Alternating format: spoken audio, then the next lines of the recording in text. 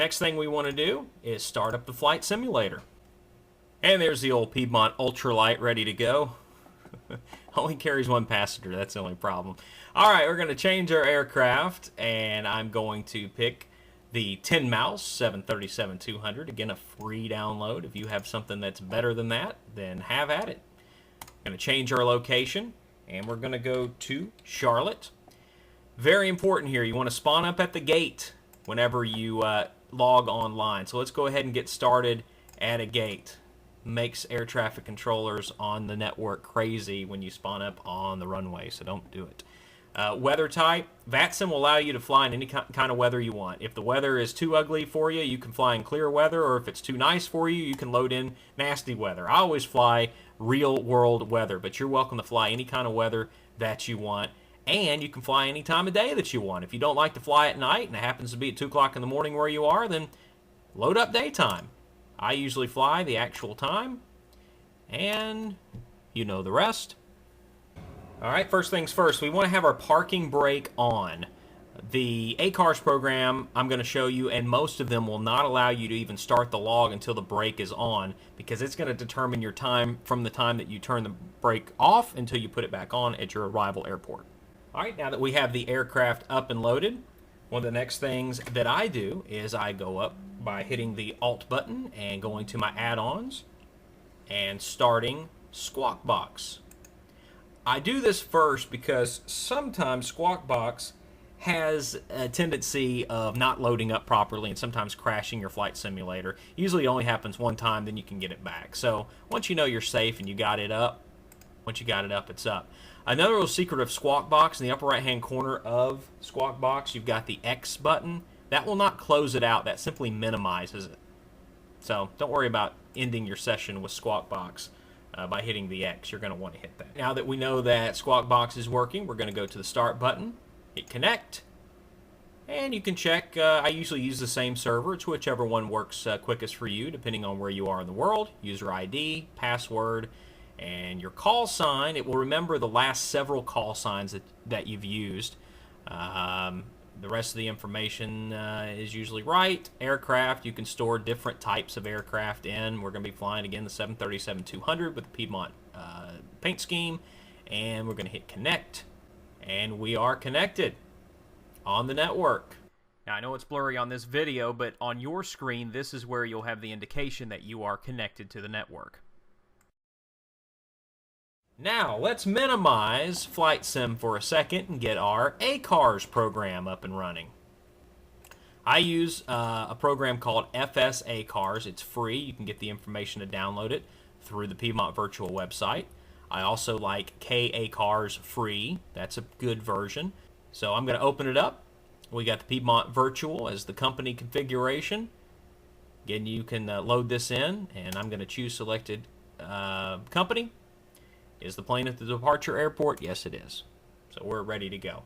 Now, you could go through and fill all this information out, but remember when we added the flight bid? This is the really neat part. Watch this. Flight from VA. It's going to bring everything down for you. There it is, all ready to go. And yes, we are going to fly online on the VATSIM network. And we're ready. Now all you got to do is hit Start Log, and it's going to sit and wait for your airplane to move. Let's minimize FS ACARS. This will run in the background, and then go back to Flight Sim.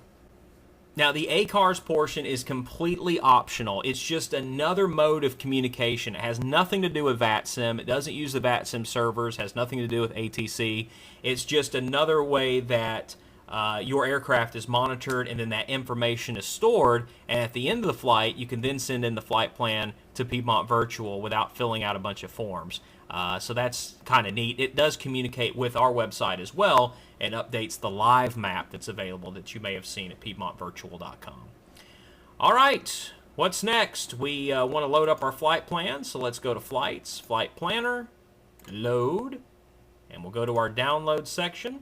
And there's that Charlotte to Cleveland plan. We'll open it, and it's going to be all stored in there for us. We'll hit OK. And no, we do not want it to put us in the middle of the field, because that's where it'll stick us. We're already happy with our gate, so let's hit No.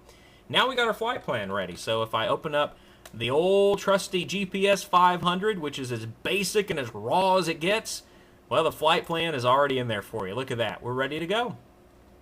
For the most part. Obviously, some RNAV departures are runway specific, and you're going to have to do a little finagling to make that happen for you. That's where a big fancy FMC comes in the picture. But again, I'm so cheap that I am happy doing the extra work and not paying the money.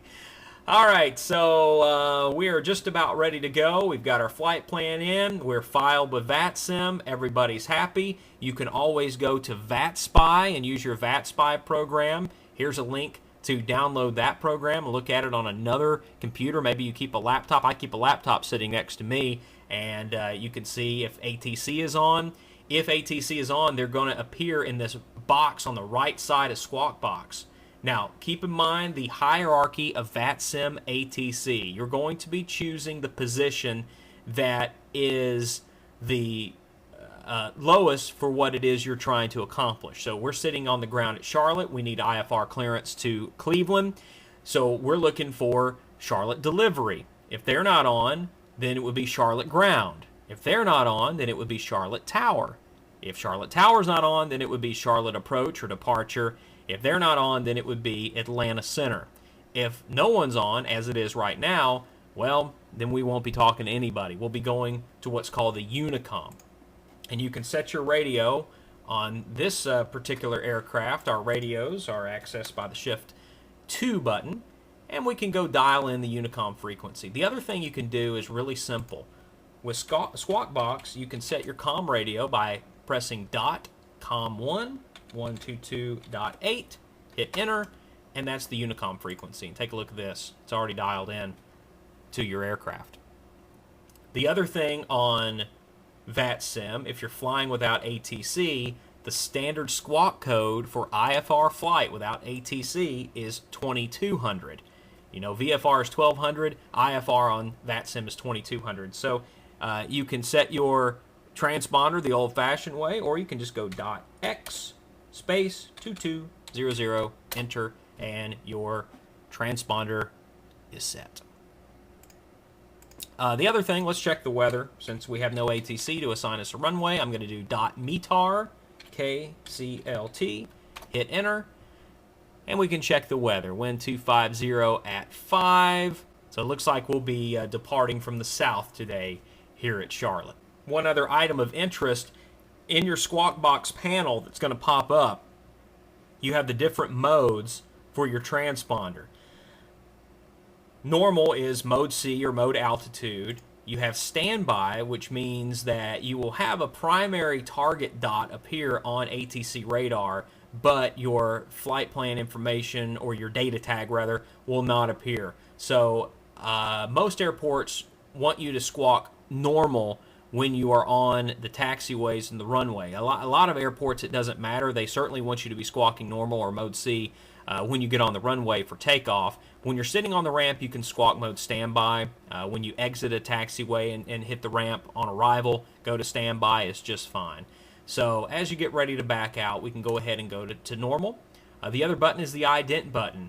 When you pass into a ATC airspace, maybe the guy before you is not on, and you roll into a new sector, and you already have a squawk code, they may ask you to squawk ident. And in that case, all you do is press the ident button, and you're ready to go. All right, no ATC to call, so we're on our own. We're going to taxi to runway 18, so you can put in your text box, KCLT, taxiing 18 left, and hit enter. All right, now you may say, well, what about my call sign? I like to put in my call sign and tell people who I am. Don't worry about it. That automatically comes up. So if ATC or other aircraft, if they're watching you, if they see you in the text box, they're going to see your call sign come up to the left of your command. So it saves a little extra time. Instead of worrying about putting in your call sign and all that information, just put in what your intentions are, and they're going to know who you are. So that's about it. Now the rest is up to you. Get your aircraft all set to go. Set your flaps. Put the seatbelt light on. Push back. And let's rock and roll.